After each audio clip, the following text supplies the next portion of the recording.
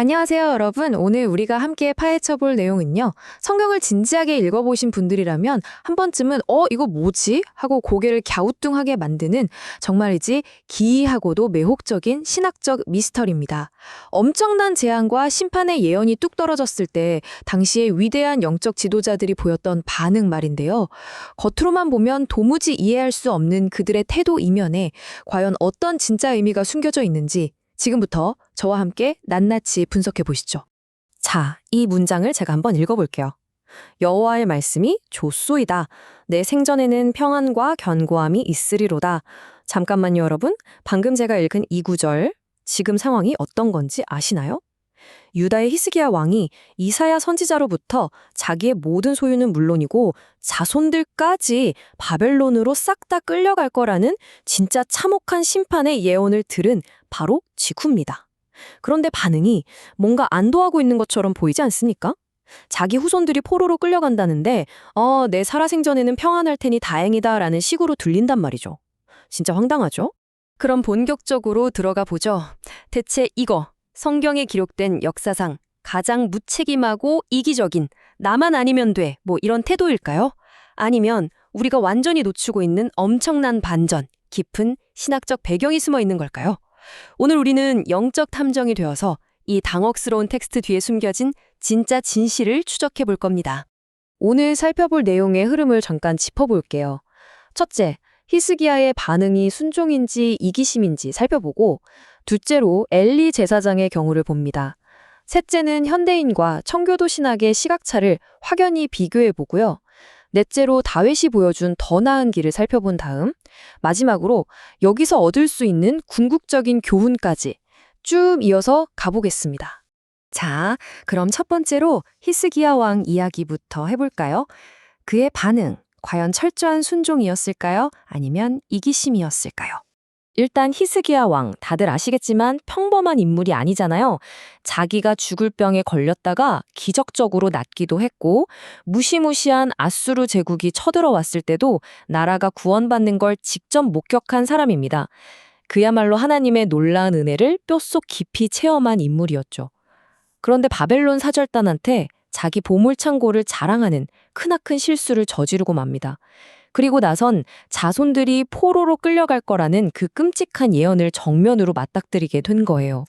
근데 여기서 진짜 흥미로운 게 뭔지 아세요? 바로 옛날 청교도 신학자들의 해석입니다. 이분들은 히스기야의 반응을 이기적이거나 무책임하다고 보지 않았어요.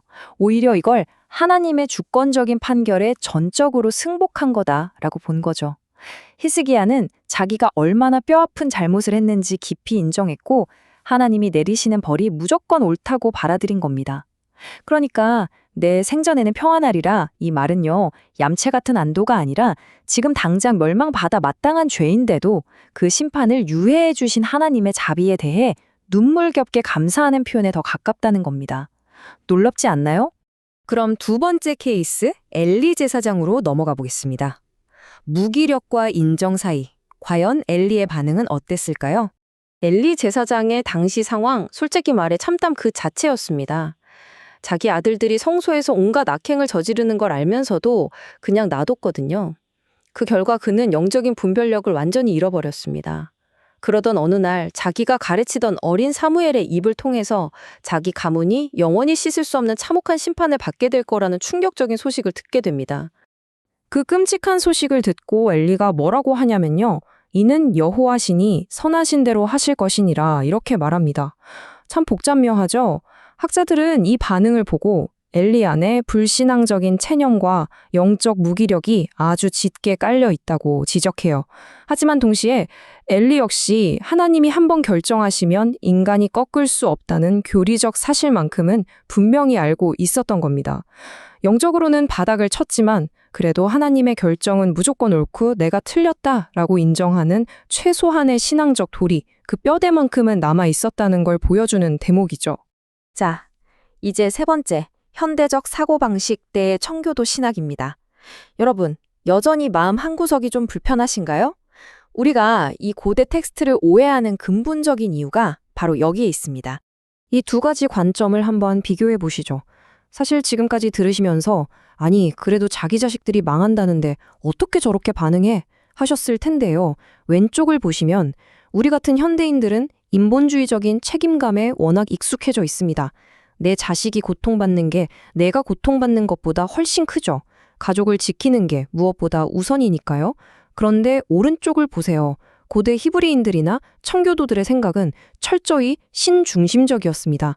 그분들한테는 내 가문이 지켜지는 것보다 하나님의 공의와 영광이 세워지는 것이 최우선이었어요. 내 집안이 철저히 망하더라도 그게 하나님의 정의로운 말씀이 이루어지는 과정이라면 그건 선하다라고 불렀던 겁니다. 세상을 보는 패러다임 자체가 완전히 달랐던 거죠. 게다가 성경에 나오는 심판 예언의 성격도 좀 짚고 넘어가야 합니다. 보통 예언이라고 하면 너희들 빨리 회개해 하고 기회를 주는 경고잖아요. 그런데 어떤 예언은 그렇지가 않아요. 죄가 한계치를 넘어도 한참 넘어서서 아예 돌이킬 수 없는 확정된 심판으로 떨어질 때가 있거든요. 히스기야와 엘리가 받은 판결이 딱 이거였습니다. 이 두 사람은 자신들의 죄가 변명할 여지조차 없이 깊다는 걸 너무나 뼈저리게 알았기 때문에 감히 하나님께 따지거나 항변조차 못하고 그냥 고개를 푹 숙일 수밖에 없었던 겁니다. 네 번째로 넘어가서 그럼 더 나은 길은 없는 걸까요? 다윗의 경우를 한번 보겠습니다. 히스기야나 엘리의 반응이 우리가 따라야 할 완벽한 정답일까요? 사실 그렇지 않습니다. 이 표를 한번 보시면요. 히스기야와 엘리는 확정된 심판 앞에서 그냥 수동적으로 받아들이거나 체념해버렸잖아요. 그런데 다윗 왕을 보세요. 나단 선지자가 당신 아이가 죽을 거다라고 무서운 예언을 했을 때 다윗은 아이가 죽기 전까지 말 그대로 땅에 납작 엎드려서 펑펑 울고 금식하면서 하나님의 자비를 구했습니다. 물론 결과적으로 아이는 죽었지만 이렇게 하나님께 간절히 매달리고 회개하는 역동적인 태도, 성경은 바로 이 자세를 참된 신앙인의 모습으로 우리에게 보여주고 있는 겁니다. 드디어 마지막 5번째입니다. 이 길고 복잡한 이야기에서 우리가 얻을 수 있는 궁극적인 교훈은 과연 무엇일까요? 여러분, 성경은 절대 위인전이 아닙니다. 영적 거인들의 민낯, 그 허물들을 아주 정직하고 날 것 그대로 기록하죠. 히스기야의 그 거룩해 보이던 순종의 고백 뒤에는 사실 영적인 교만이 슬그머니 또리를 들고 있었고요. 엘리의 그 순응하는 듯한 말 뒤에는 영적인 나태함이 아주 깊게 자리 잡고 있었습니다. 성경은 이걸 은연중에 고발하는 거예요.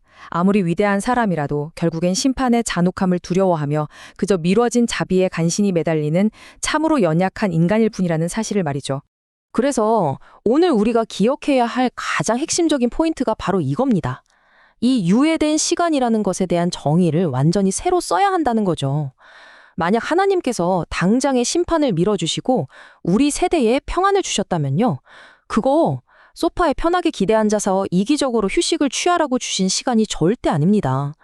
그건 곧 다가올 엄청난 환란을 마주해야 할 다음 세대를 위해서 우리가 대신 땅에 엎드려 눈물로 회개하고 미친 듯이 기도하라고 주신 그야말로 결정적인 골든타임인 거예요. 자, 이제 마지막으로 여러분께 이 질문을 던지며 마무리하고 싶습니다.